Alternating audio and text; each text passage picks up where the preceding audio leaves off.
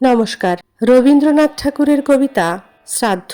খেদুবাবুর এধো পুকুর, মাছ উঠেছে ভেসে, পদ্মমণি চচ্চড়িতে লঙ্কা দিল ঠেসে।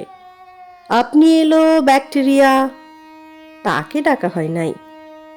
হাসপাতালের মাখন ঘোষাল বলেছিল, ভয় নাই।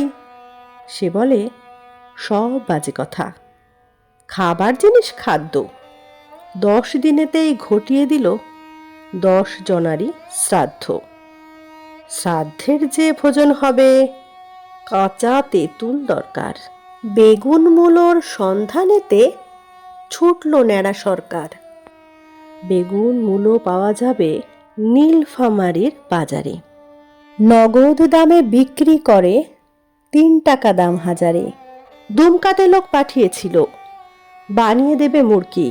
সন্দেহ হয় ওজন মতো